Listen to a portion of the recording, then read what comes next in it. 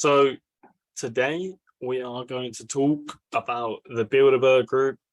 Now, I plan just to do a series on Afghanistan. However, the Bilderberg meeting happened between the 2nd and 5th of June, and I couldn't really not do something on it. Just I'm not going to go like in depth about everything in their history and all the details, maybe some influential stuff they've been a part of. However, I had to do it. I had to do it before I did the rest of the Afghan stuff because, this meeting happened on the 2nd to the 5th of June in Washington with some big topics. Basically, the Bilderberg Group is been going since 1954, and it's people from Europe and North America from all industries: finance, banking, hedge funds, media, actually from media organizations, prime ministers, royalty, military, everything you can think of, CEOs of corporations, and they meet in secret. And they've been going since 1954. Have you ever heard of the Bilder Group? Probably not. If you have, you probably know little to it. It's not made up. They have an official website now. Think about 1954, the blackout from then till early 2000s. Barely anyone spoke about it. The media didn't spoke about it. Really secret. You can see it mentioned in the New York Times and stuff like that. It would be interesting to have a good look at that. But until recently, it was sort of looked at as, a wacko thing. But no matter what you think, the World Economic Forum has come to fruition in people's minds because of during the pandemic. However, although they say some pretty weird stuff, about technology, brain chips, and they have a lot of powerful people, and they have pretty much every corporation signed up to their partner list. Their conferences are all recorded. You can watch it, and they might have meetings, with each other, and banks and stuff. They talk, and at the G7 and the climate stuff. There's loads of companies, but at least they put it online. You can watch it. This is just behind closed doors, and I'll just read. So, since its inaugural meeting in 1954, the annual Bilderberg meeting has been a forum for informal discussions to foster dialogue between Europe and North America.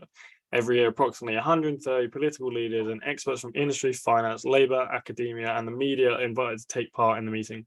The media are a part of it. They're invited, as in certain ones are not. There's no media in there recording it, allowed to listen. Like, it's shut off. Like, they have so much security outside these meetings.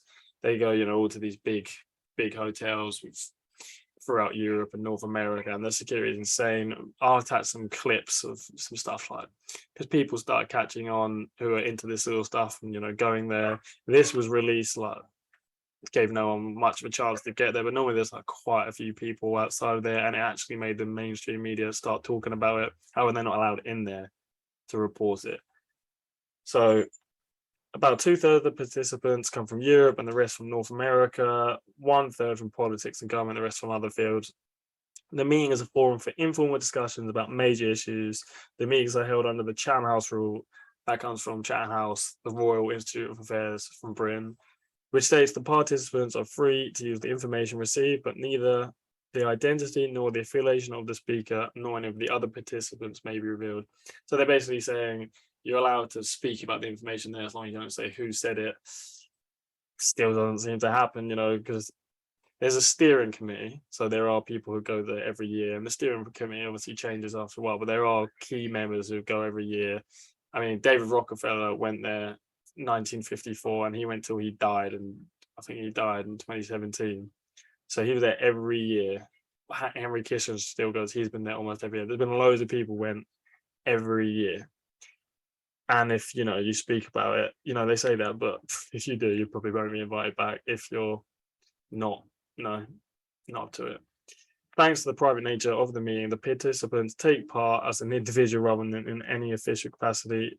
That's clearly not true. I'll show an example soon, and hence are not bound by the conventions of their office or by pre-agreed positions. As such, they can take time to listen, blah, blah, blah. There's no detailed agenda, no resolutions are proposed, no votes are taken, no policy statements issued. They say that, take their word for it, maybe. However, we don't know anything that happens in there. So, now, because there's been, the media actually did start out reporting it, because like people in the alternative media and independent media were blowing it up. But now they have a website. Now they put out the participants and the agenda, which is interesting. This year it didn't happen during COVID, so this is the first one in 2 years, and it was a big one. Just a little bit more background. It was set up by Prince Bernhard of the Netherlands.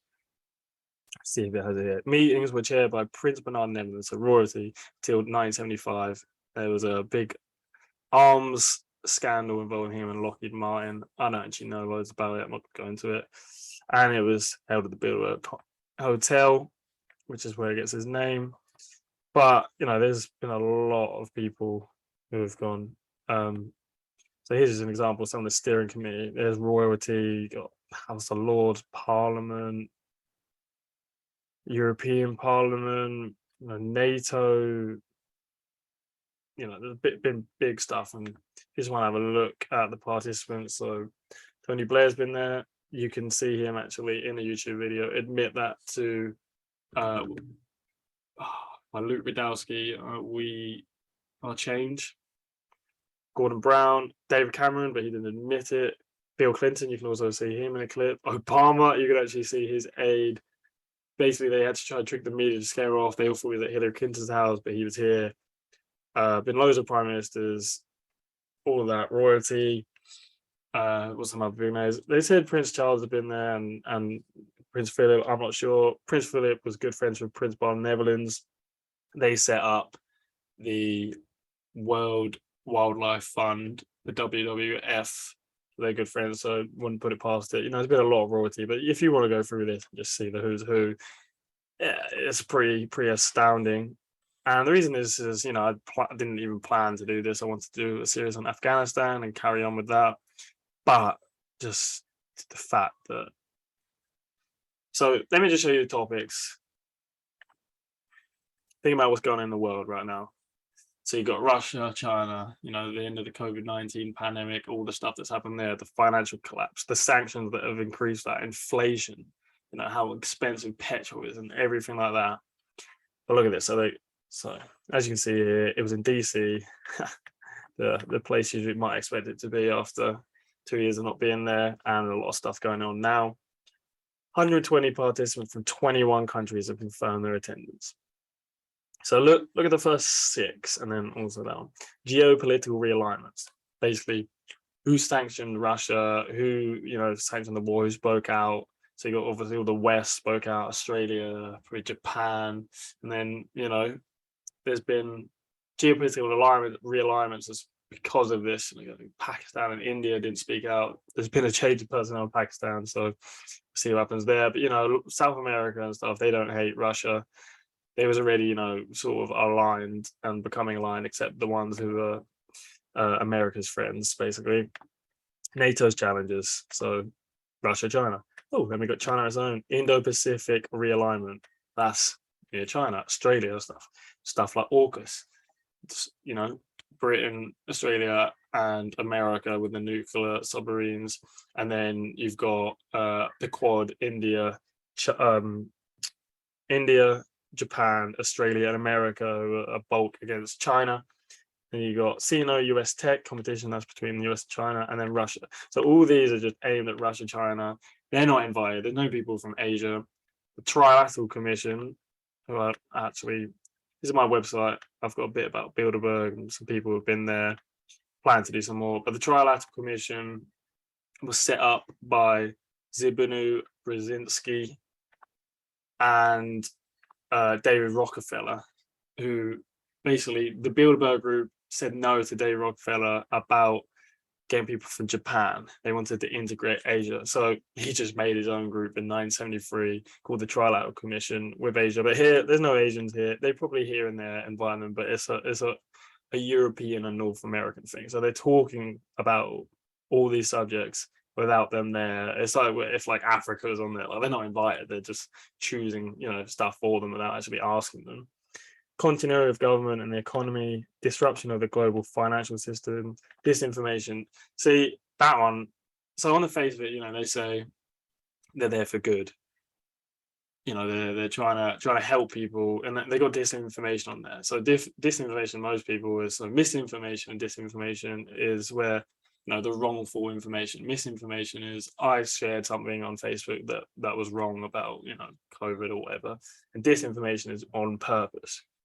And you got a lot of people from the military here. You got, I'll show you the participants. A lot of American military people, a French one, head of GCHQ, our UK's NSA, an ex-MI6 guy, the head of the CIA, the NATO Secretary General.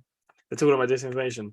They literally have divisions in the military that are purely for propaganda and psychological warfare. So what does that even mean? Are they there because they're like concerned because someone did that, or are they concerned about people speaking out against the narrative? It's like certain parts of COVID, you'd get banned for saying something, and then like a month later, it was found out correct, and at the time it's disinformation. So, what do they mean by that? I don't know. Energy security and sustainability. That's sort of like the environment, climate change. Energy security. I mean, the price of petrol's gone up 12p since last Monday. The Shell garage on the road. They've got the head of Shell garage here and BP, so they're there. You know, this happened the 2nd to the 5th, and since then it's carried on going up. So they're like, oh, we're here for, you know, we're just looking out for you guys. You know, that petrol's going to go down, and we're going to fight it together. You know, forget about the billions we give to our shareholders. Don't think about that. And then the prices carry on going up. So what are they speaking about there? Why are they there? Post-pandemic health, fragmentation of democratic societies. I don't know if that means like the lockdowns and stuff like there with, you know, there's quite authoritarian trade and deglobalization, and then of course Ukraine. So you got a lot of stuff there. So there's some big topics there, and I'm just gonna sort of break this down. So there's a lot of finance people, as you can see, like Deutsche Bank. There's a lot of banking, hedge funds, finance. You know, they're talking about obviously the global financial system and things like that. They're always there. So you got people from the banks. So I'm just gonna show you first. So there's, like I said, there's prime minister, there's the Dutch prime minister, the Finland one, there's the king of the Netherlands.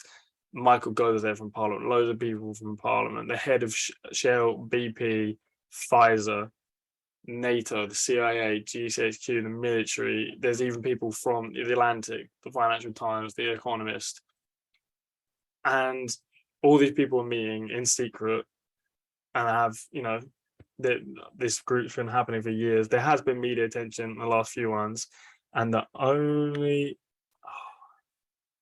can we get to this? Why is it please get? I'll just do it again. All right, let me just do it. Bilderberg 2022. So think about all those people there, and it says they're not there on the official capacity. The head of NATO's there, and the Finland prime minister's there, and Finland and Sweden are applying to join NATO, and they're there in secret together. Oh, maybe they're not talking about it. They are. Oh, who they are. Who said Jens Stoltenberg, the Secretary General of NATO, on the 3rd of June, you know, a day into Bilderberg. Oh, why did they do that? No, I can't get back. Oh my God. Bear with me a second.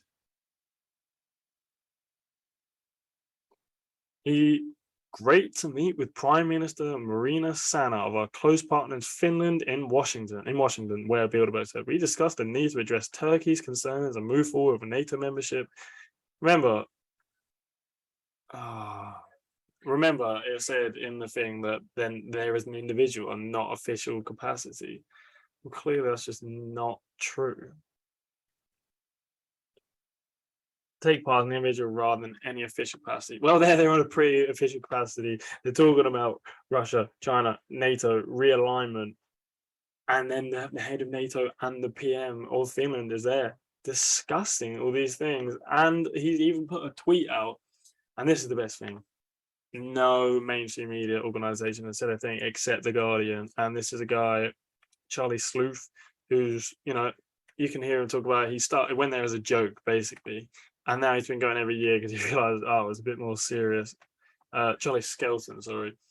And he's done an article about it. I haven't actually read it. I should. And he's only mentioned, so look, nothing. Oh, The Independent? Oh, Nah. 2019, mate. We're in 2022. No, nothing. No, just all these people meeting. Great. Oh, BBC. No. 2015, mate. Obviously it's going to be on the first page if they said it. Think about that. So after they're talking about, post-pandemic health, think about how influential Pfizer was, not here to debate the vaccine or even COVID, but they made a lot of money. The mandates benefited them, and how much of a change that was before the pandemic. And he's there talking about, they're talking about post-pandemic health, and the guy from Pfizer's there talking about the military and all these different people there. And I'm just going to show you like, how crazy it and no one spoke about it, except I don't even count the Guardian, because he goes there every year, and he's even done interviews with people like Jason Burmas, independent media. He's gone like on there for decades. I don't even count, because he goes there anywhere and he actually follows that. That's not just like some person in the BBC or CNN. We're going to report on it, because we can't have to, because it's pretty serious. No, it's actually some guy who follows it. Whether I don't think it's like they're telling the media don't report it. I don't know. I don't think so. I think they just don't report on stuff that matters apparently. So all right, let's do media first, because there's no media there. The media haven't reported, but don't worry, we got Starfryer from the Atlantic and Applebaum, and she talks about NATO, Russia all the time. And then you got The Economist. It's gonna be bring up loads of stuff. Defense editor, Great Britain, Shashank Joshi, doesn't sound the most British. So it's not just someone from The Economist, it's the defense editor. And remember those military things. So he's, they brought him there for a reason. Remember how people say this is an important Bilderberg meeting, who cares? Like, why does it matter? Yeah, people, they meet, they talk, great, who cares? Crazy conspiracy theory. Think about the fact that the NATO Secretary General, the head of Pfizer, prime ministers, think about how precious their time is and how big their schedule is. And they take it serious enough to turn up. And it's not just one day, it's over 3 days, plus travel.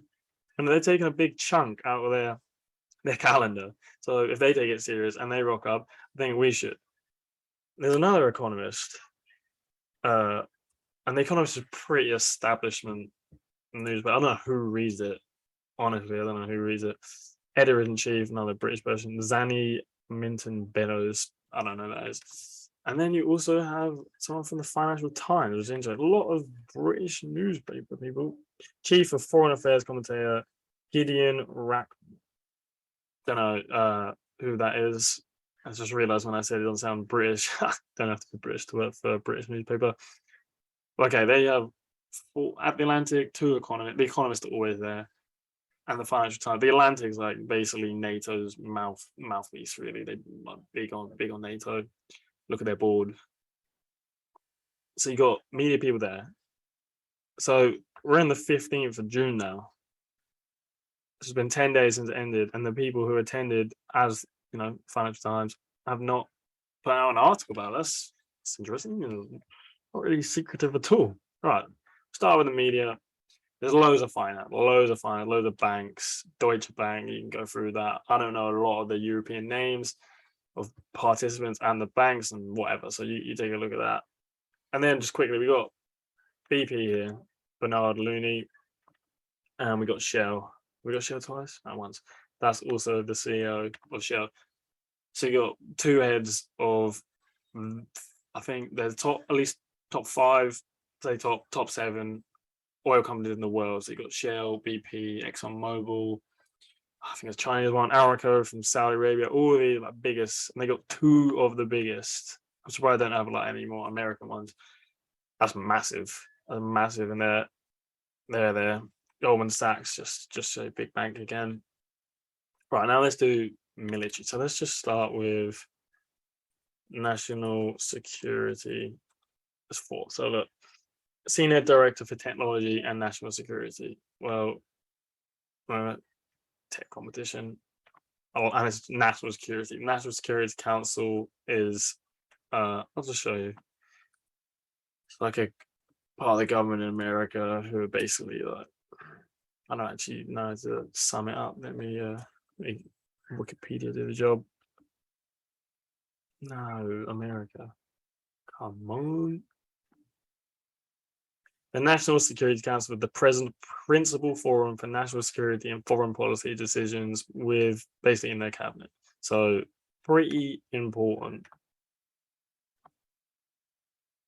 So again, taking the time out of their busy schedule while this war is going on, and they're like funding, like arming them, and taking time to go to this meeting, and they're talking about those things. All right, we got another Jake Sullivan. He is in Biden's administration, also taking the time out. Assistant Secretary of Defense for National Security. Again, another military person. Again, another national security and technology. I don't know the names. Probably should have said them. Sorry. Tarun Shreba. Let's just go back. Oh, I think that was the first one. They did twice. I'm stupid. Oh, shocker. All right, let's just put in defense. Yeah, already done that. CIA, don't you worry. We got. Is it Central. Oh, his name is William Burns, isn't it? William Burns, director of the CIA. Get a bit of NATO involved. Oh, actually, hang on. White House coordinator for the Indo-Pacific National Security Council, Kurt Campbell. Again, another military National Security Council, Indo-Pacific. Oh, look at that. It's in the agenda. Okay, you got a senator there. And then Jens Stoltenberg, the Secretary General of NATO, who was the ex-Norwegian Prime Minister, and now he's going to head the Norwegian Central Bank, if I'm not correct, not wrong. So just think about that. All our military people. Oh, it's not over. John Sawyer's Newsbridge Advisory, ex-MI6 head. Let's just pull that up. So you know I ain't lying, I don't have to check it yourself.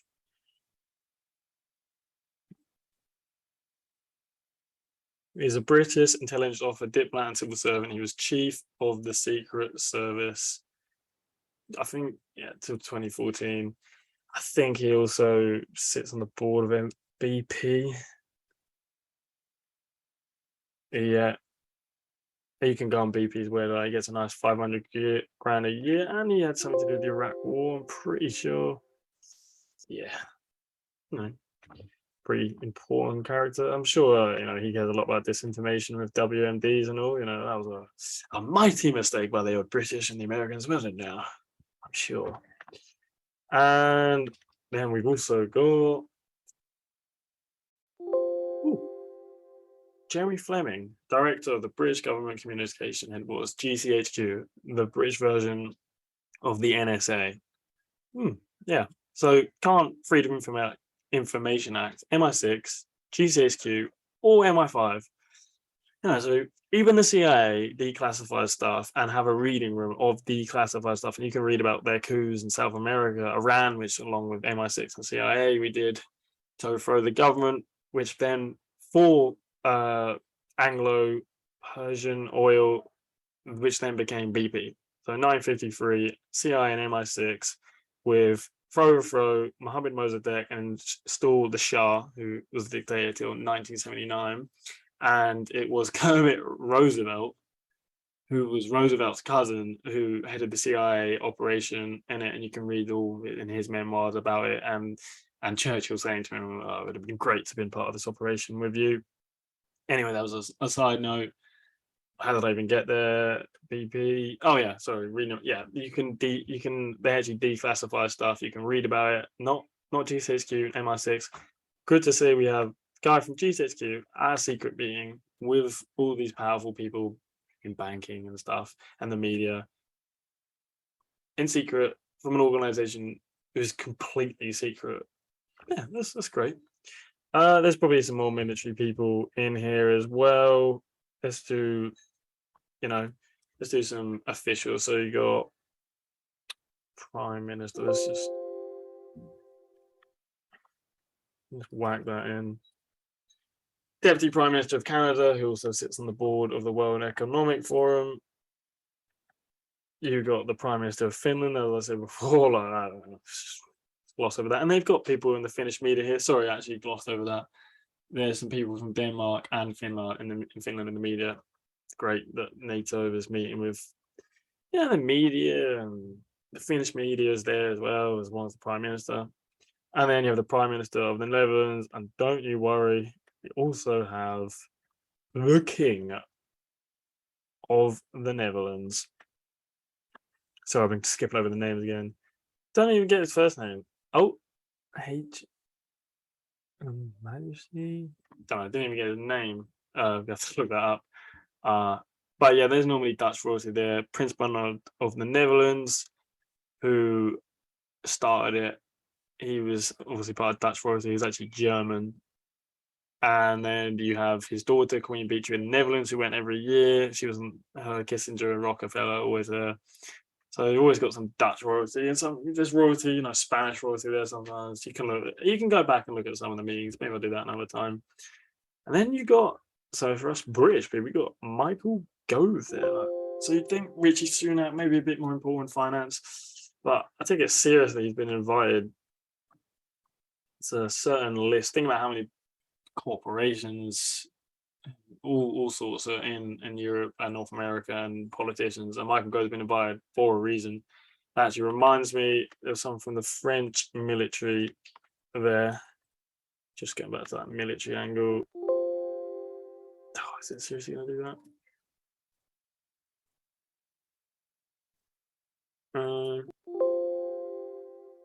General.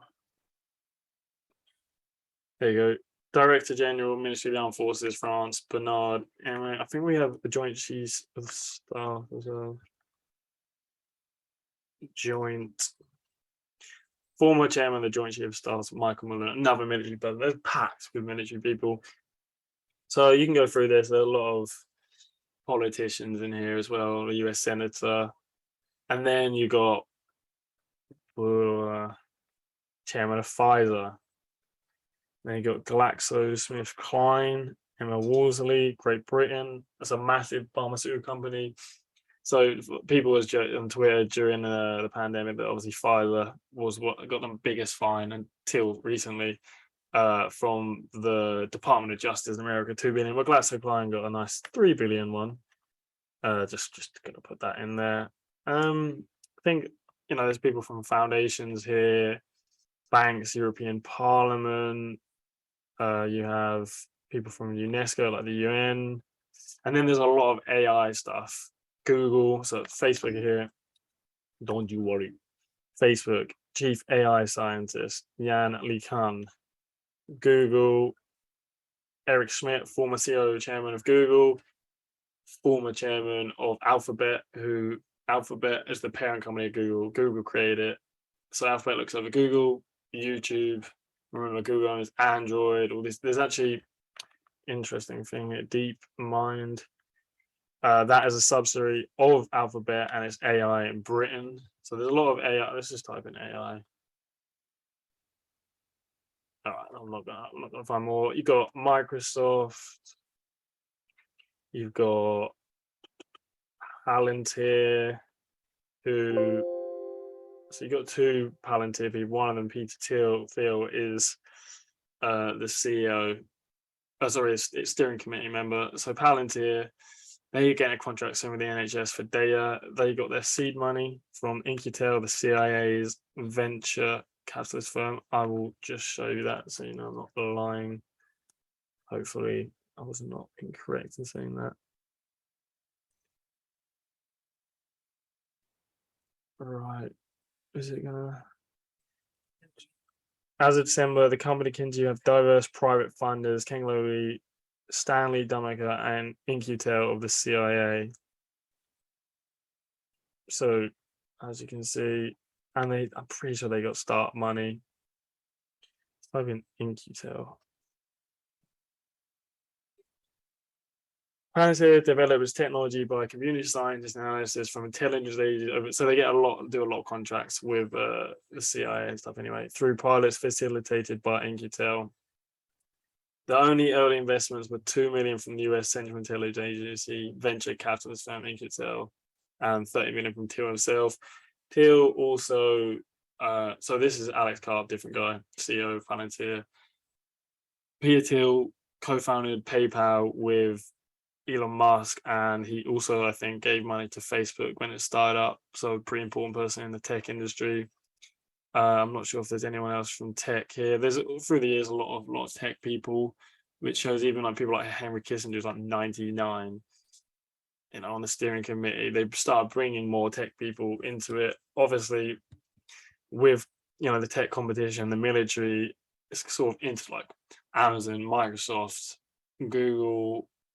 Every tech firm has contracts with the Pentagon, the military. They got caught working with the NSA and GCHQ in 2013. So it's sort of intertwined. Think about tech, work with data, intelligence agencies work with data. You can just type in here, Amazon, Microsoft, fight. Just Pentagon contract.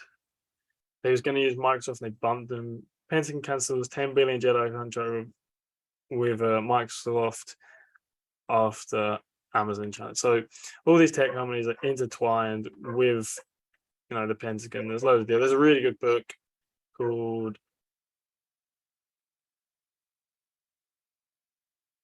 The Surveillance Valley instead of Silicon Valley. So I was slow there. Really good book. I actually have it on my website. Let me just show you. Where's this in the way? Yeah. So the internet, which came from ARPA, which is DARPA, is the technology basically wing of the military. I've got loads of interesting stuff about it. Stuff like Tor for the dark web also gets funding from the US government. It's just basically goes through how the tech companies are intertwined with that, which, you can see an example here. You got military stuff and then tech competition, and then got them together in secret, make whatever you will. And even like Pfizer, think about like the vaccine passport. Again, not going to go into it, but the tech side of it, the digital vaccine passport. So you got the vaccine, Pfizer, and then you got the digital side of it, where the vaccine, the VCI, something initiative with Microsoft.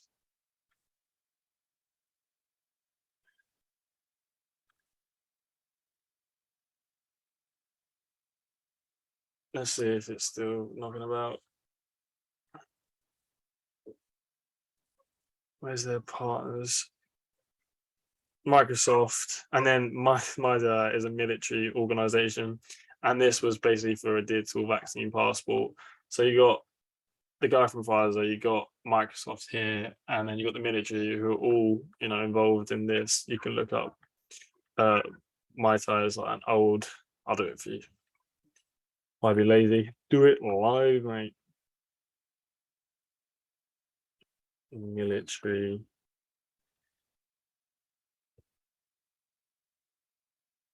Is it seriously going to play these games, you mean?